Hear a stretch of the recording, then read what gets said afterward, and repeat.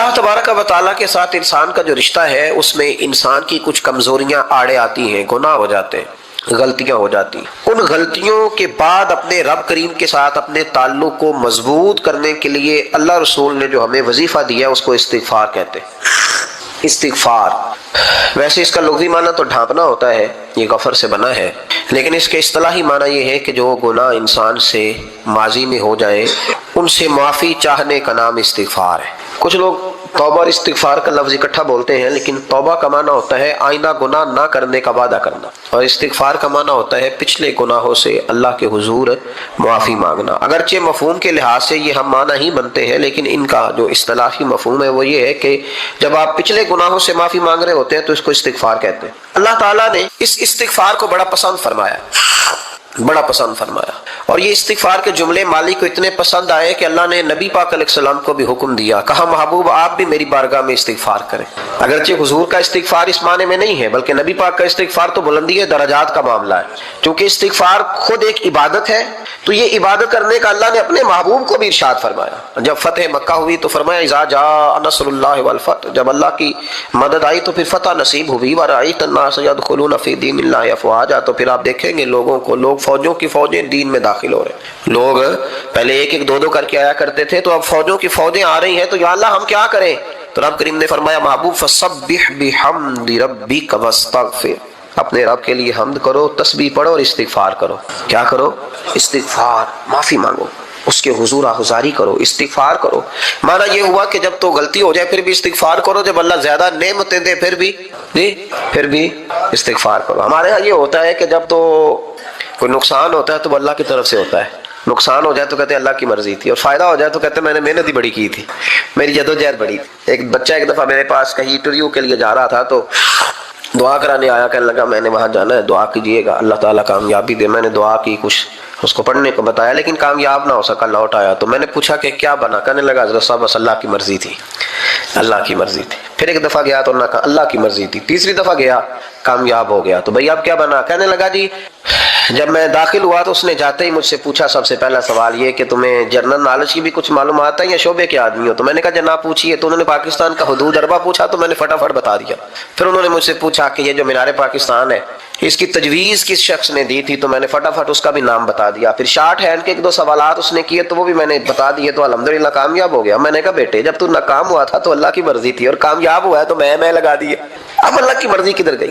یہ اتنا بڑا نقص ہے انسانی فطرت کا، اتنی بڑی کمزوری ہے کہ معاذ اللہ تعالیٰ ہم کمزوریاں قدرت کے کھاتے میں ڈال دیتے ہیں، اور ناکامیاں قدرت کے کھاتے میں، اور کامیابیاں یہ کیا تماشا؟ حالانکہ ہونا یہ چاہیے تھا کہ جہاں انسان کمزور پڑے تو کہے میری غلطی تھی، میری غلطی تھی۔ صوفیاء یہ سبق دیتے ہیں، اللہ کے بندے یہ پیغام دیتے ہیں کہ جب تو کہیں ناکام ہو جائے تو سمجھ جائے تیری، اور جب تو کامیاب ہو جائے تو سمجھ لے اللہ راضی ہو گیا تھا، اللہ نے رحمت کر دی، اس نے فضل کیا۔ تو یاد رکھیں استغفار، کئی چیزوں پہ استغفار ہوتا ہے، کئی چیزوں پہ، اور استغفار کا نفع ملتا ہے۔ کیا نفع ملتا ہے؟ وہ سورہ نوح کی آیت نمبر 10، 11 اور 12 میں اللہ نے بیان فرمایا کہ استغفار صرف گناہ سے معافی چاہنے کا نام نہیں، بلکہ استغفار کا تمہیں فائدہ ملے گا۔ کیا؟ رب فرماتے ہیں فَقُلْ تُسْتَغْفِرُوا رَبَّكُمْ، جب حضرت نوح کی قوم قحط کا شکار ہو گئی، آزمائشیں آ گئیں، تو آ کے حضرت نوح سے کہنے لگے اب ہم کیا کریں؟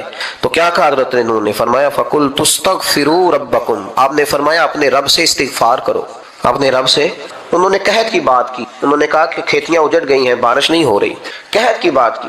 آپ نے کیا کہا؟ استغفار کرو، کیوں کہ انہ کان غفارا، بے شک اللہ بڑا ہی بخشنے والا ہے۔ وہ کیا کرے گا؟ یرسل السماء علیکم مدرارا، وہ تم پر موسلا دار بارش برسائے گا۔ جب تم استغفار کرو گے تو اللہ موسلا دار بارش برسائے گا، وَيُمْدِدْكُمْ، اور وہ تمہاری مدد کرے گا۔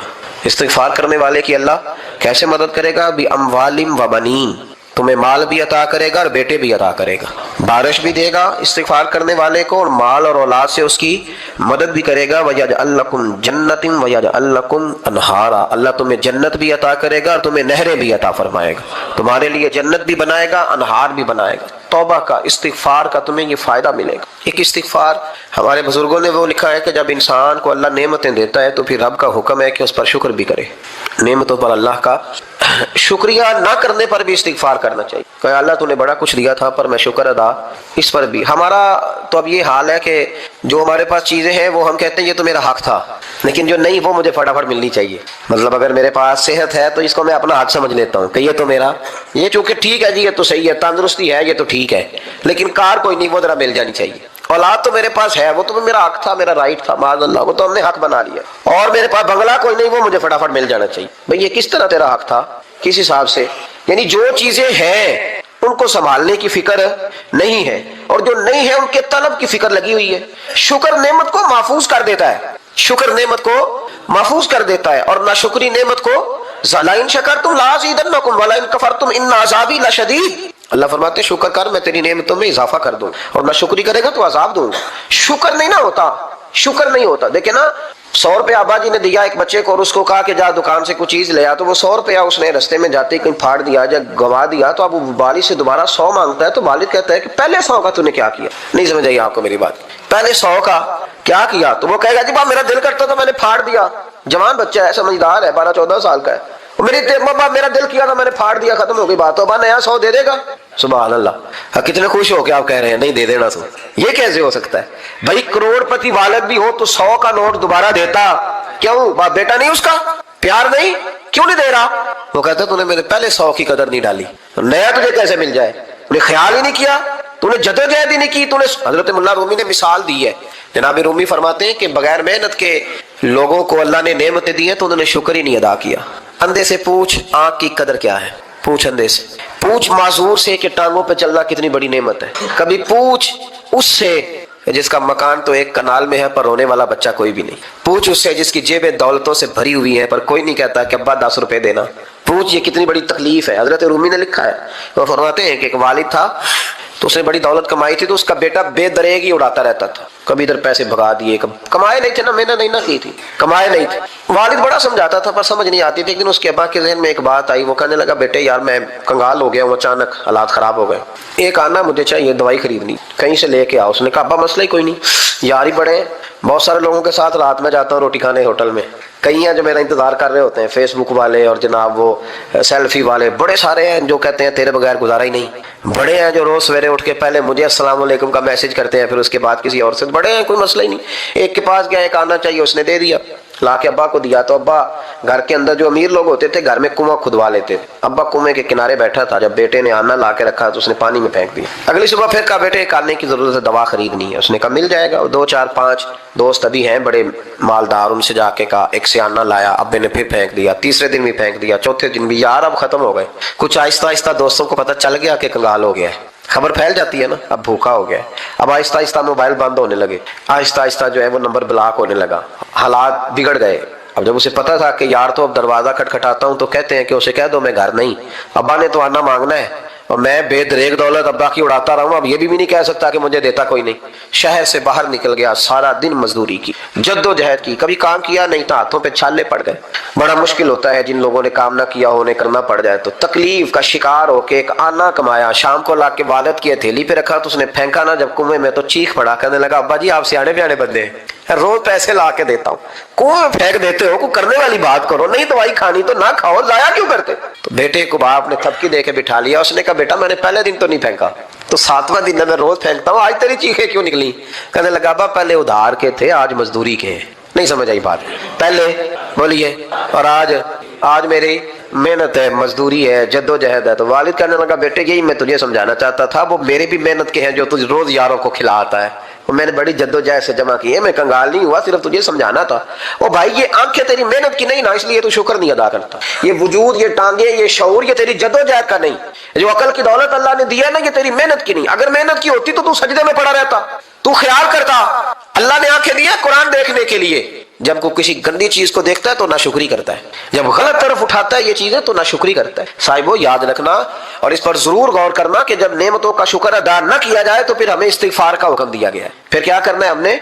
इस्तिगफार का, या अल्लाह हम तेरी नेमतों का शुक्र अदा नहीं कर सके तो हमें माफ फरमा दे, तो हमसे दरगुजर फरमा, माफ फरमा। एक इस्तिगफार इस बात का है कि देखे ना, یہ رسول پاک علیہ السلام کا فرمان ہے، یہ حدیث امام راضی نے لکھی ہے۔ اور نبی پاک کی فرمان کے لحاظ سے جو چیز ہمارے سامنے ہے نا، اس پر ہماری آنکھیں بھی کھول جانی چاہیے، دل بھی کھول جانا چاہیے کہ کوئی خاص ہی بات تھی جو حضور نے بیان فرمائی صلی اللہ علیہ وسلم۔ سرکار دو عالم علیہ السلام نے فرمایا ایک آدمی نے 500 سال بغیر ریاکاری کے اللہ کی عبادت کی۔ کتنے سال؟ 500 سال۔ 5 سال نہیں ہوتی بغیر ریاکاری کی۔ تہجد پڑھنے والا جب تک 6 لوگوں کو بتا رہا نا دے تہجد پڑھی ہے، اتنی دیر تو تہجد آگے بڑھتی نہیں، کم از کم 6 بندوں کو پتہ ہونے چاہیے۔ اور میرے جیسے حاجی نمازیوں کا تو دل کرتا ہے کہ وظیفے پہ بندہ رکھا جائے جو تعریفیں کرے صبح و شام، حاج صاحب کی کیا بات ہے، حضرت صاحب کی وظیفہ دیں گے اس کو مہینے کا، وہ تعریف کرے کھول کے کہ آپ کی بڑی بات۔ یہ مرض ہے، تعریف سننا نا یہ بیماری ہے، اس نے جھوٹ کو جنم دیا ہے، بہت بڑا مرض ہے۔ حضرت سعدی نے اس پر بہت بڑے مقالہ جات لکھے ہیں اور فرماتے ہیں یہ مرض کچھ لوگوں میں بہت زیادہ ہوتا ہے۔ ایک امیروں میں، امیر لوگ ناراض نہ ہو جائیں پر انہوں نے کہا ہے تو کوئی حکمت ہوگی نا، امیروں میں تعریف سننے کا مرض بہت زیادہ ہوتا ہے۔ فرماتے ہیں کہ بادشاہوں میں اور تیسرا عورتوں میں، ان میں یہ بیماری بہت زیادہ ہوتی ہے۔ کوئی تعریف نہ کرے تو خود اپنی کرنی شروع کر دیتے ہیں، خود ہی کہہ دیتے